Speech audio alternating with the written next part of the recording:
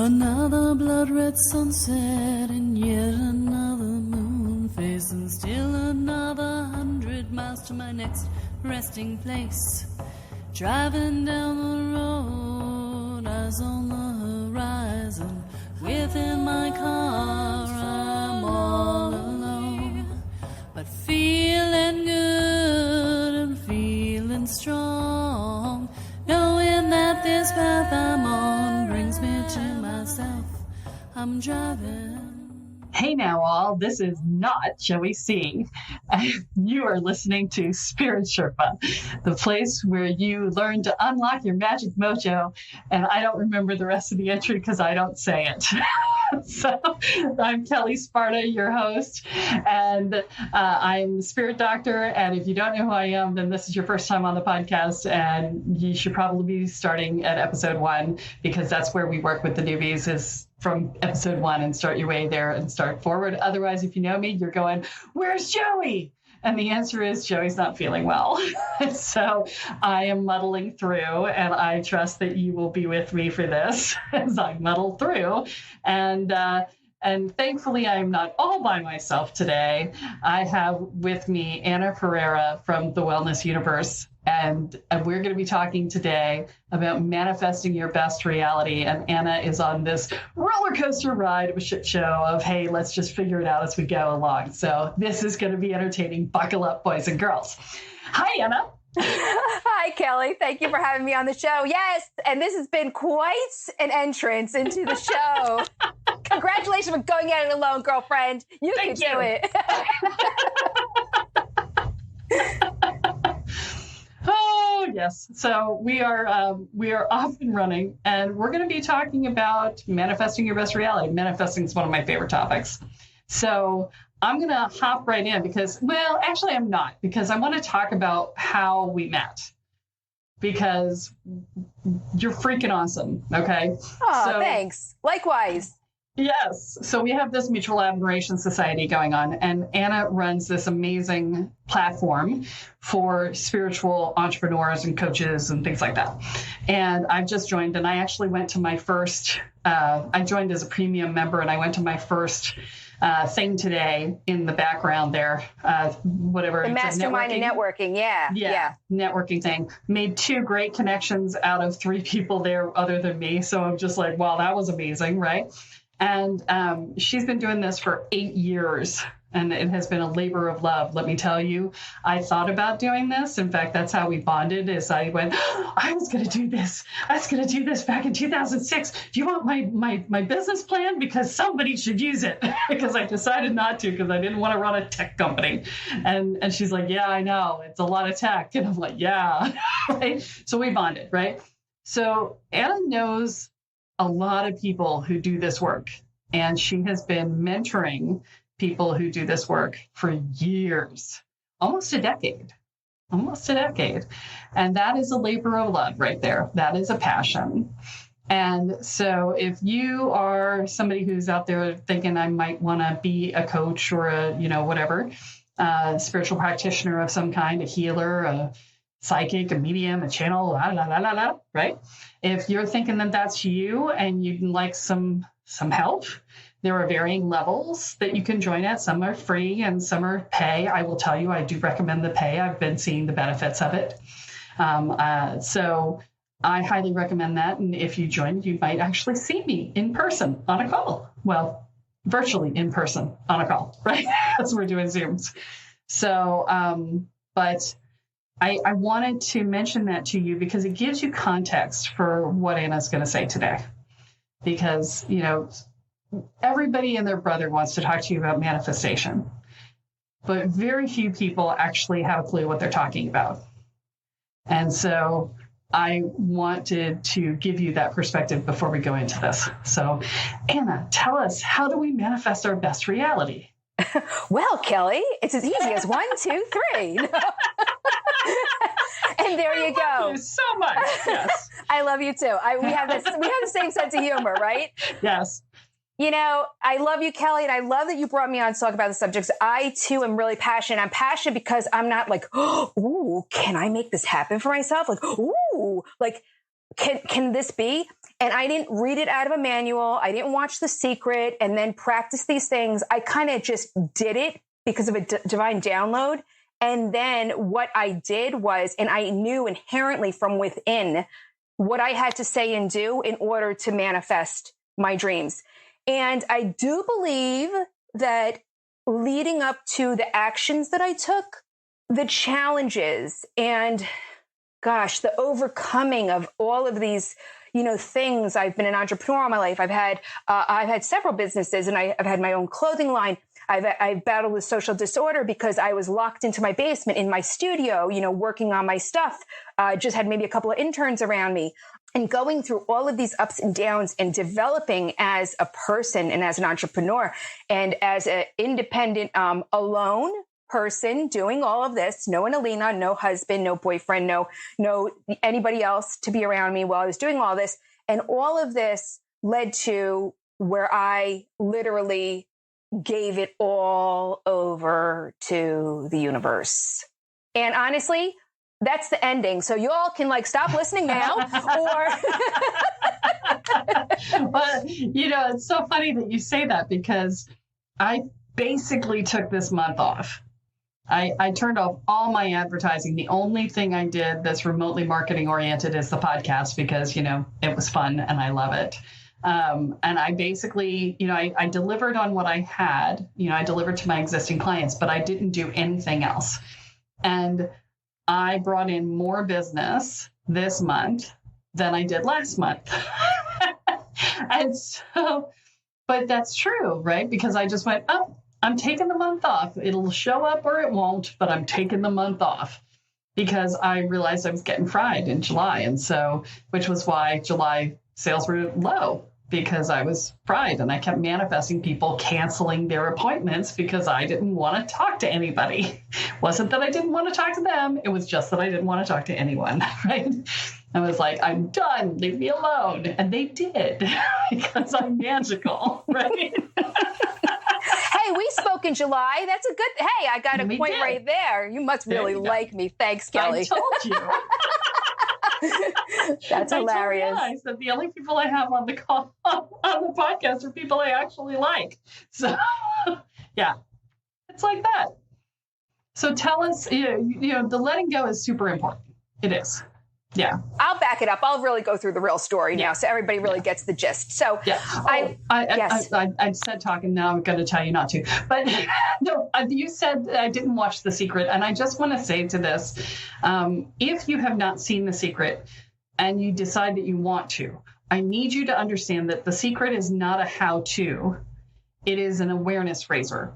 It is only designed to let you know that the law of attraction exists. It is not designed to tell you how to do it. And so don't go in thinking that that's the case. And basically what I'm saying is if you're listening to this, you don't need to watch that because it's just going to tell you it works. Kelly, now you're starting me on a whole nother conversation. I didn't even finish with the first one yet because that's exactly what I was saying. And that's literally like saying, okay, everyone, we're going to go to our driving test today. And you take a 4-year-old, you take a 90-year-old, you take a 20-year-old. It's like saying a driving test is fit for everyone. Well, if you're 4 years old, if you're 2 years old, of course not. If you're 90 years old, probably not, of course not there either. But that's what it is. And I love that you said that because that's what people think they need that is the fix. And there is a guidebook and you just go boom, boom, boom, you check it off. But if you're not spiritually in that place, and this is why I started with what I started with because of what I've been dragged through, dragged, I don't know, dragged through, been drugged through. Mike, I'm not even drinking yet tonight. I haven't even started on my wine. So this is how much fun we're having, folks. So that's exactly why I said it's what I've been drugged through to really understand. Like I was at that place. Like it's either it's almost like, okay, here is the exit. Are you going to get off or are you going to keep on the highway? And you're not going to see another exit for a while, folks. It's like you need to identify. Like, is that calling inside of me? So I think that manifesting is there's an intricate thing. There's like a guidebook and an awareness around what needs to be done. And for everyone, it's very individual because it all depends on your spiritual and your belief structure, and also like what level you're at. Really, your level of self-awareness, your level of really wanting change to enter into your life, and being willing to receive it. Those are different. Yes, there's so many things that have to go with it. That's why I strongly advise people who really, really, really want to manifest that they speak to someone like you, Kelle, that they speak to someone who's really, can guide them because of where they are at. If you need, it's like, again, going to a dentist, you say, hey, drill away. And it's like, well, what tooth? Everything is very specialized and focused based on the individual's needs and wants and where they're at and how far they need to go and mature in their spiritual journey in order to get it. You don't just get this windfall, and you hear the stories of when people get a windfall of, like, let's say the lottery. They just were not really aligned with it for some reason. They were blessed with the mega ball. They shouldn't have. It should have went to me, or I have to buy a ticket first. Yeah. I buy tickets. And people lose it all because they're not prepared financially. They don't know about money. They don't know how about handle. It's the same thing spiritually and manifesting. So what happened was back in 2009, at the beginning of the year, I literally, and I talk about this in my introduction to my the Wellness Universe Guide to Complete Self-Care, 25 Tools to Happiness, because literally this is exactly what I said. In 2009, I was at the top of my staircase. I have a small house here in New Jersey, at Cape Cod. And for some reason, I just had it. I had gone through a really, really manipulative business venture with someone that was just looking to take advantage of what I was bringing. I lost a little bit of money. It wasn't the money that I was concerned with. It was my passion and my belief and all I poured into it. And she really, and she did some really bad psychic stuff on the back end to me. So I was really suffering with a lot of things that I didn't know why was happening, like anxiety and things. I had just had it at this point. I was about 35, 36. I was never married before, could never really make a relationship work out, committed all the time, many relationships, 2-3 years, some of them, but never got married. And I was at the top of my stairs, and I was just like, at this point I was calling on all the troops. I'm like, and I started praying to Saint Rita, who's the saint of the impossible. I was like, Saint Rita, my grandpa, I'm like, all of my ancestors, I'm like, anybody who's listening, Jesus, Mary, Joseph, whoever's around, I'm like, please, dear God, universe, and everyone, just bring me somebody that will allow me to make beautiful babies with and allow me to live my happiness. And I think those words were so powerful for two reasons. I had the self-awareness that I didn't know what happiness was. And you don't know what it is until you're actually living it. And what makes you happy, again, at 4, riding a tricycle. It's not going to be very happy riding a tricycle at 45. You can't even fit on it. You know what I mean? So happiness is to be experienced in a new way every time. So I left it very open. And again, to your point before, there's a lot of people like, you got to get really, really specific when you want to manifest. Well, for me, that wasn't my methodology, and it's not what I felt inside. And at this time, I still didn't understand, and I had no clue of what manifesting was. I was not part of this spiritual arena. However, I was very tuned in and tapped into it because my clothing line, I used the word blessed, and it was really like spiritually blessed and grateful. That was my key design. And then I had the guardian angels, and then each color on the guardian angels represented something that it attracted. I had no idea. I was dabbling into Reiki or energy medicine, never had any clue of it. All I knew is that it was coming through me in some way. And so I was there, so in spirit, in the downloads, it was coming through. And that's what I said, boom, in the very beginning of 2009. Now, the other thing with manifesting is really believing, just handing it over and literally it's gone. Here it is. Here's my sack of trash. Carry it off. I'm not going to go follow around that sack of trash. I don't want to go through it. I threw it away once. I don't want it around anymore. So take it. It's yours. Now give me something really awesome.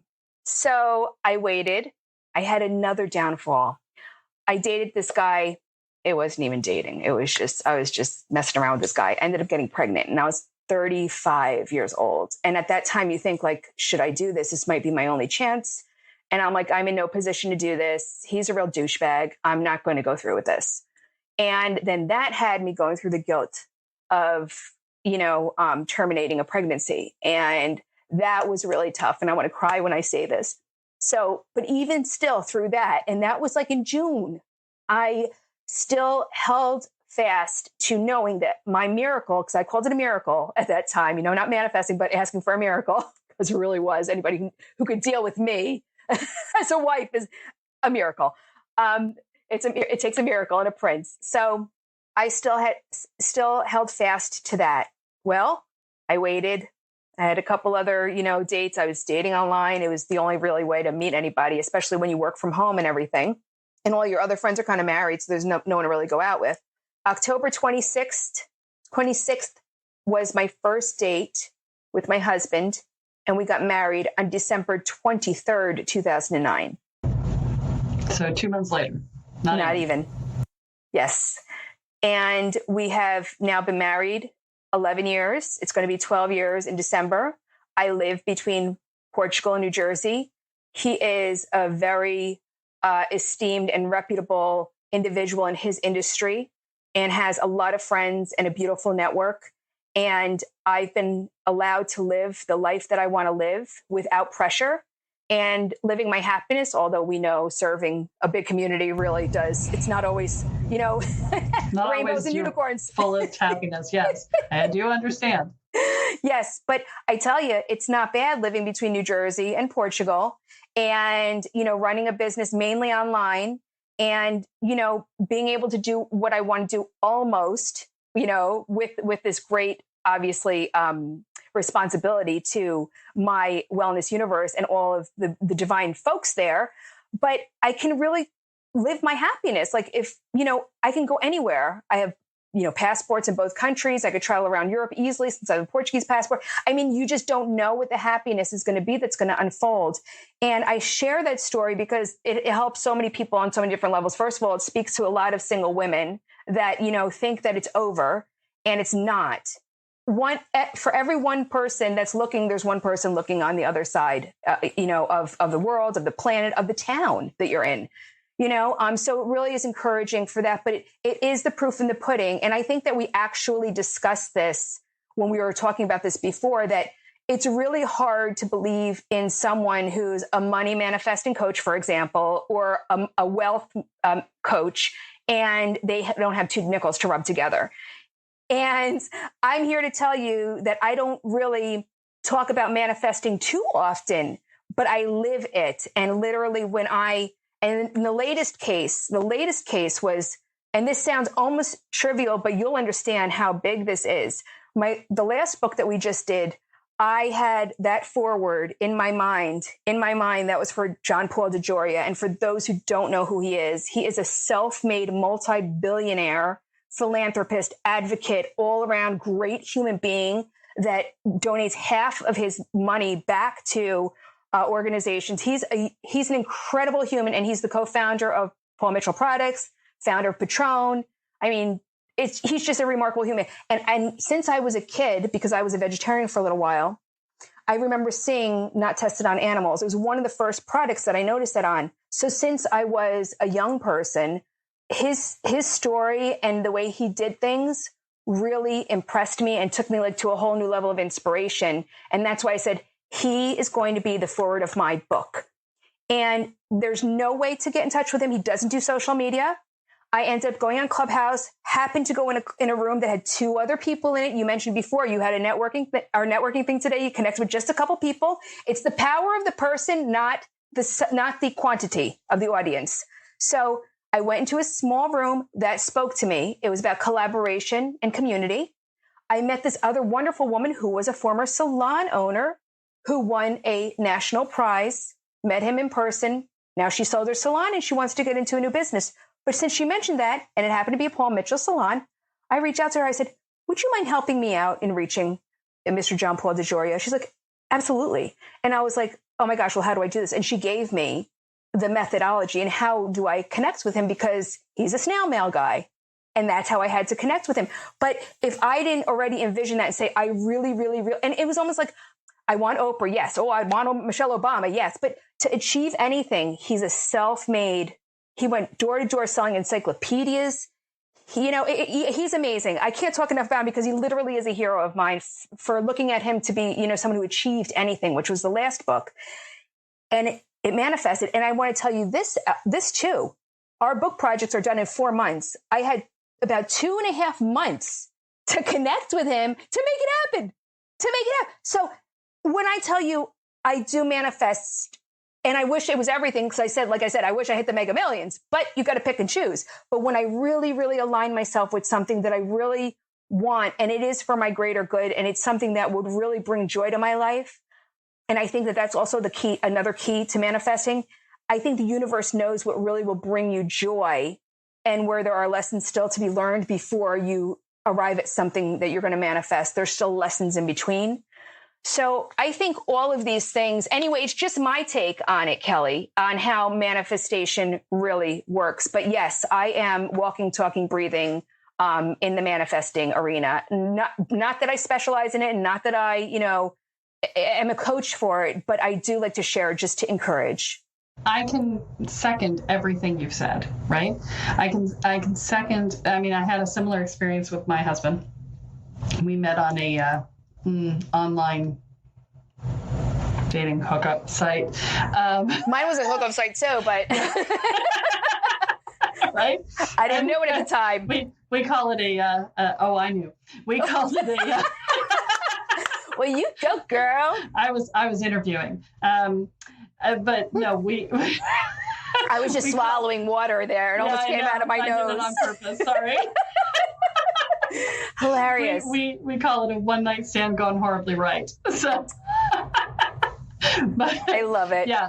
So, but I was doing the same thing. I had actually just let go of the idea of finding a partner. And I was just like, it'll happen if it happens. It won't if it won't. And I'm going to be happy in the interim, no matter what. And so I was on interviewing fuck buddies, to be quite honest with you. And I was at the end of my interview phase, right?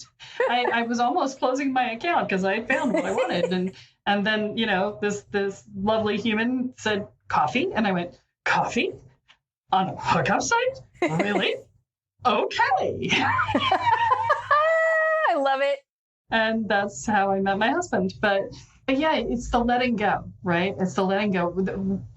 So you don't know this about my people, but my people all tend to be very much control freaks. Yay. So we love to control everything. Good luck with that. Yeah. And so therefore, manifesting can be a real challenge. Because manifesting is like, well, we got to plan it and we got to know how. But the problem is that with manifesting, you never know how.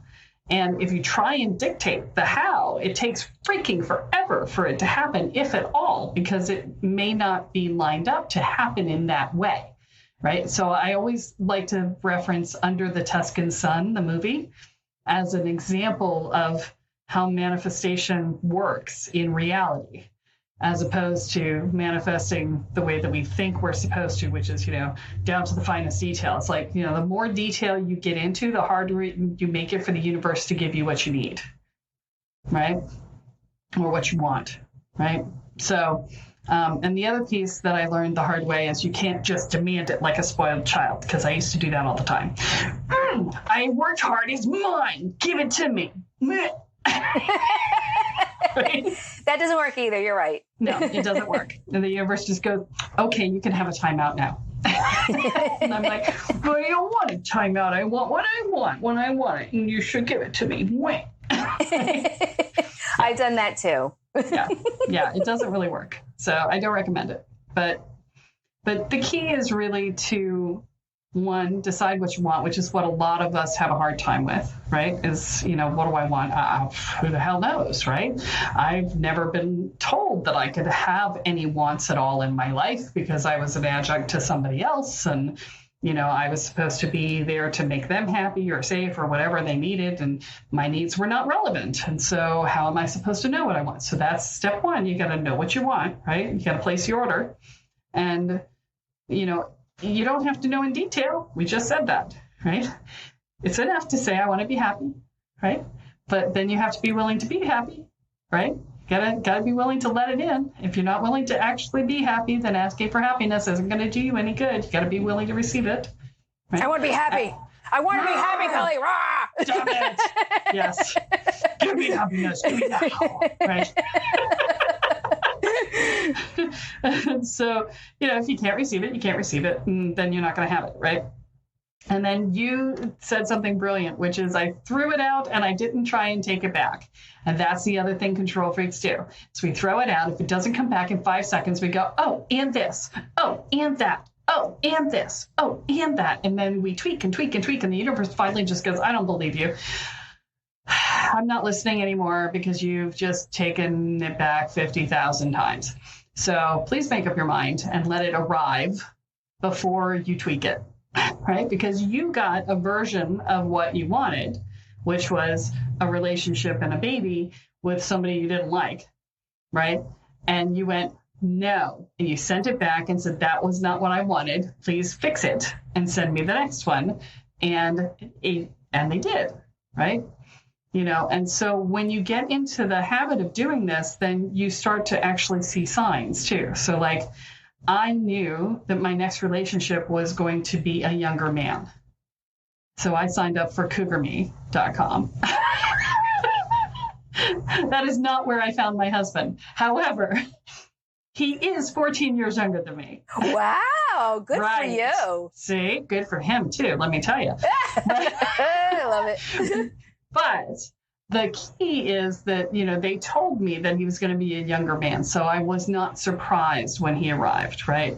It's much younger than I tended to date. But, if you put the two of us together, we don't look like we're 14 years apart. And we certainly don't act like we're 14 years apart, because he's, and he's older than his years and I'm younger than mine. And people never think that we're an age difference much. You do get hints from your guides when you're in the midst of it, right? You get hints, but you have to be willing to let go of your beliefs that are in the way. And you talked about that earlier, Anna. You were talking about, where you are in your process, right? So if you're in this state where you're like, I want more money. It's like, okay, somebody offers to pay something for you. And you go, oh, no, I can't let you do that. Well, that's more money. Stop saying no to the thing you said yes to, right? Or you find money on the street and you're like, well, I have to find its owner and give it back. No, you asked for more money. That's why you found the money on the street, right? You've got to be willing to take it when it shows up, right? Well, what about the other person? Well, maybe they needed to lose the money for their lesson in life, or maybe they dropped it so that you could find it because they had extra and they wanted to give a gift to somebody. And you don't know where that money came from, right? And so, the key is to get your belief structure lined up behind it. The one thing I didn't hear you say that I want to add to the conversation is gratitude. Oh, yes, right? Of course. Yeah. Yes. Yeah.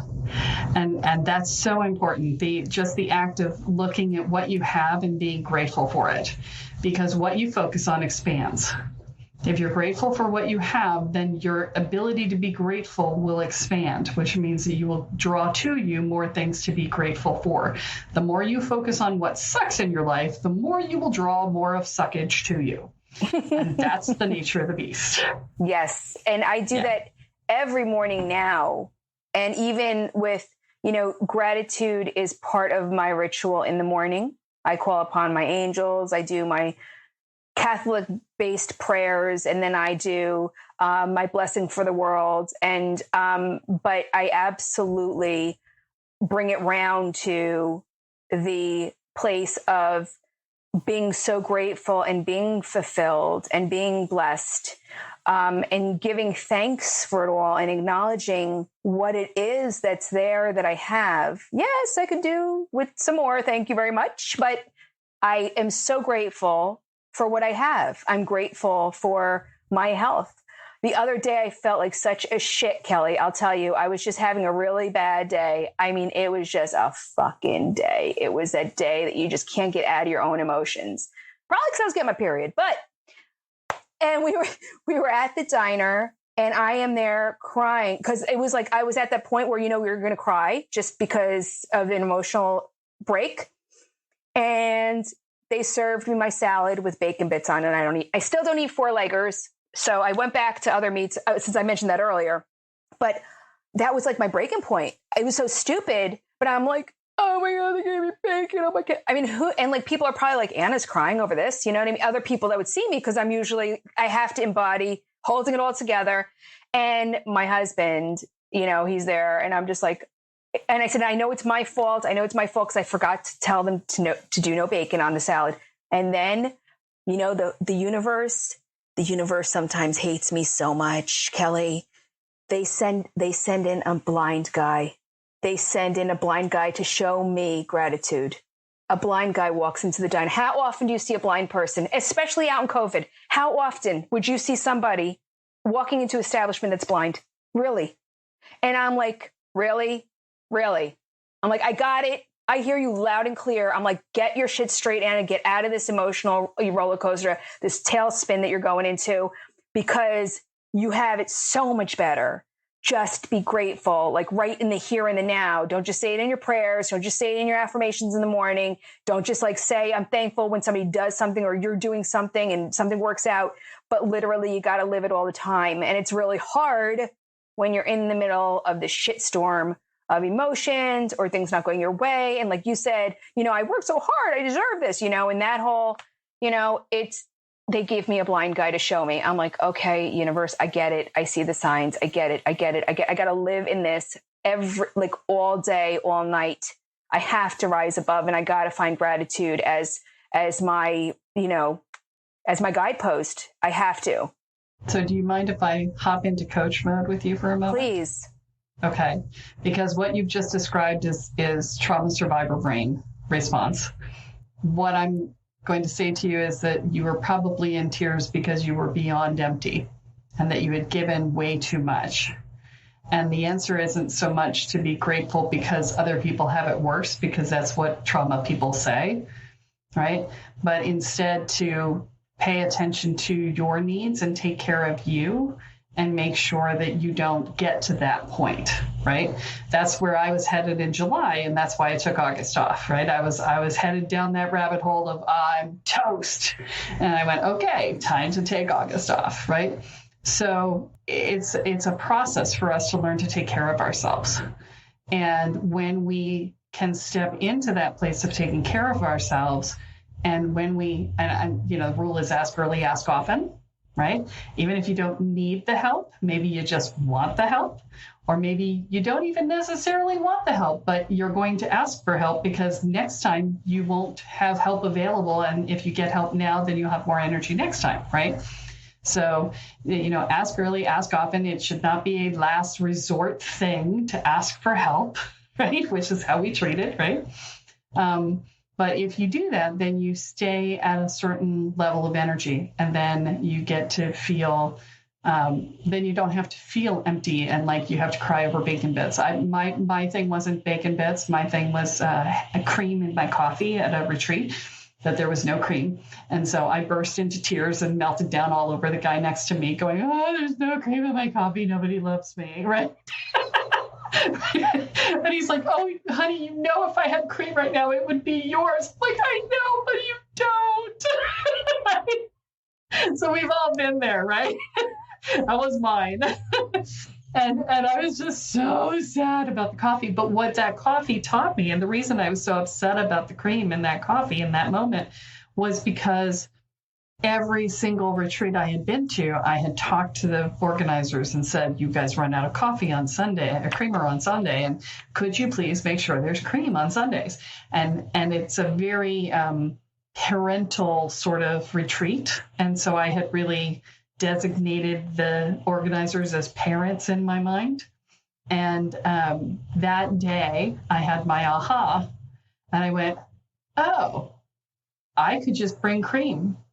And I did next time. And I brought an entire quart of cream so that everyone else who was always disappointed on Sunday, who didn't have cream, could actually have some cream, and I could be able to share my wealth of cream with others, right?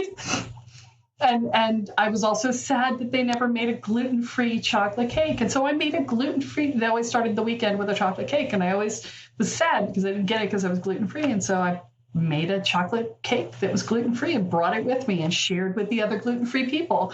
And they were thrilled and I was thrilled and I felt taken care of. And I felt that I had my needs met. And I was like, oh, look, I can do this myself instead of just being disappointed by others, right? Novel concept, right? Take care of myself instead of just taking care of other people, right? And so because it was my need, I wasn't filling it. If I had seen other people having the need, I would have filled it in a moment, right? But because I'd been trained not to take care of my needs, I didn't do that. So for all of you out there in listener land for whom this sounds familiar, know that you are not alone, that we are with you. and we're trying to share from our experience that this does not have to be the case, right? And so, thank you for being willing to go there. And because I think that was an important thing for people to hear. Yeah. And thank you for that whole explanation, because it's true. I've been operating on fumes because of just keep giving to others. Well, you're running a community. That's there's a reason why I keep saying no to running communities in the local area here, just because I know exactly how much it'll suck your energy. Right? That's always a challenge. So, but what I will say is having connection to other people is so valuable. Other people who are on the same path, right? It is so valuable. And this is one of the reasons why you and I connected so strongly. We're just like, yes, right? It's why what you do is so important. It's why the gift that you have given the people in your community is so important. There's a way in which being able to connect with other people who are doing what you do, it is freeing in a lot of ways, especially if you're somebody who holds community, right? Like I hold community for my clients. You hold community for yours. That's why I won't do it here, because I'm already doing it for my people, right? And I hold community for the podcast here. Joey and I do that together, right? And when you're a community holder, having a place to go where other community holders are and being able to just be and not have to be holding the space is huge, right? It's massive. And so, I know you've got a retreat coming up, right? Yeah, it's called Soul Treat. Is that right? And it's in North Carolina? Yes, in Boone at the Art of Living Retreat Center. Yeah. Which, by the way, I found incidentally outside of what you had sent me around your Soul Tree. And it's amazing. The retreat center is amazing. And I actually tried to schedule a retreat for myself in August and they were sold out, so I couldn't get there. But it looks amazing. And the food looks amazing. And the center is got yoga and there's the beautiful environment. It's a fantastic space, right? It's another opportunity to get together at this time in person, obviously, to meet other people who do what you do. And so if this is something you do, or if it's something you think you might want to do, or if you might want to learn from the people who do it, this is a great place to go. And what are the dates of that? So it's October 21st through the 24th. And we have a mix of audience. So we have people who are seeking wellness and well-being in the retreat. And and what's really great about it, it's like a self-development more retreat than it is like super spiritual, super woo-woo. So it's a lot of fun. It's really a great space to mix like it all together, to experience it all. And then we have the practitioners of wellness who are part of the retreat. So they're the ones who are hosting the workshops and part of the fair and providing experiences to the attendees, but they're also part of the retreat. So what's really great is they don't come and do their stage thing or come and do their workshop thing and disappear. Everybody's integrated. And this is one of the magic, the secret sauce here is that everyone feels that we are all in this together and we all have shit to work out and work through and release and reset in our lives to be the best person once we come out of this. And so that really changes the game because we have such a high quantity of practitioners there. We have like 40, 50, 60 practitioners. And then we have a high amount of attendees who are people seeking wellness. but yet everybody is each other's resource. And by having those leaders there, it makes everybody else feel so much more like, oh my gosh, like I'm sitting next to like the future Oprah or whatever it is, right? I just heard this person speak, and then here they are sitting next to me in a workshop. It creates that normalcy and that equality. And it really makes it a special, special event. It's like nothing else. I've had people come back to me, people that are leaders in their industry, like executive coaches. And I'm talking like real executive coaches, not like the ones we were talking about before saying I'm an executive coach and they haven't booked a client. I'm talking about ones that are like, working for government, working for education, working for universities. And they've come back to me saying that they actually use their experience at Soul Retreat in their talks, in their pitches. I mean, that they do, that this is part, and it was their first retreat that they've ever went to like this, that they've ever experienced anything like this. And that's how life-changing and transformational it was. And in fact, Vanessa, who, is my assistant, she came to me like 4 months after Soul Retreat, 3 or 4 months after Soul Retreat, and says, are you looking for an assistant? I'll work for you for free. Soul Retreat changed my life. And that's the effect that the retreat has because of the dynamics of it and the way it's constructed and built and the way that we make people feel. They'll come back a year or 2 years later and they'll say, oh my gosh, I'll never forget how I felt from being there. So yeah, I'm looking forward to it. Yeah, so it's in person, and I was on the call today, and they said that the retreat center is requiring proof of vaccination. So for those of you out there like me, for whom vaccination is important, that is a very comforting thing, and so that is a bonus as well. It provides a layer of safety, right? So. All of these links are going to be in the show notes. So if you're now going, what's the wellness universe? What's the soul treat? How do I do this? It's all in the show notes. You know this. If you've been here any length of time, it's all in the show notes. So please check it out. I really think that you will love the people. I mean, I've only gotten to know a few people in the group, and I adore them. They're awesome people. So which is not surprising because, you attract who you are, right? And, you're pretty awesome.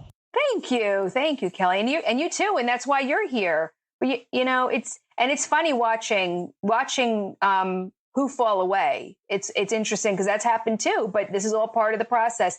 And I'm very blessed to have some pretty remarkable human beings like yourself surrounding me, because this is what fills my cup really and truly and keeps me going, because this is it for me. This is my baby. And I believe that we're here and calling us all together to make the world a better place is super important now. It's not just like, oh, we need mental health and we need spiritual awareness and enlightenment. It all happened because of COVID. No, we've been working on this. Like this. We've been working on this. I've been in it for 20 years, man. Come on. Like, y'all are late to the party, but you're welcome. It's like, we told you so, and now see what happened. Well, this has been great, and we're well over because we haven't had Joey to keep me in line. Sorry. I just can't stop talking. I'm like that. I go over every time. So Joey, I'm no help with that. Keeps me on track. So, but normally we would do a Kelleism at this point, which is a sort of a wrap up thought. And I'm going to ask you to do that today, since there's no one to prompt me with it. See, I always get put on the spot with it too, so that's okay. She just looked at me like, "Oh crap, what am I going to say?" Which is how I feel every time. Okay. So just something about manifestation, happiness, self-care, whatever. Great one. Okay, I got a good one for you. Okay. This actually was my very first post on Facebook back in 2011, and when I first opened up my Facebook page, Circles of Inspiration.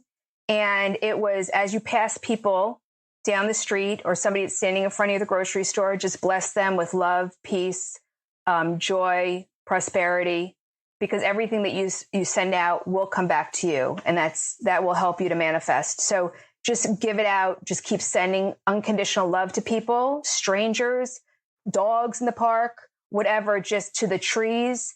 Just send out unconditional love. You don't know who or what needs it from you. It's not that you have to see someone in peril or in crisis.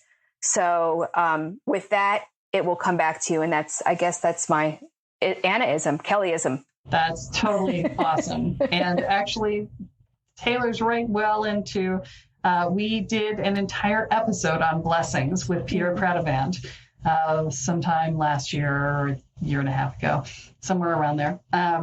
And so if you want more on that, you can listen to that episode, and that would be, it's a beautiful episode. So I highly recommend it. So fantastic. Well done. You tapped into the energetic gestalt of the podcast with that one. That was energetic awesome. Gestalt. I love that. There Thank you.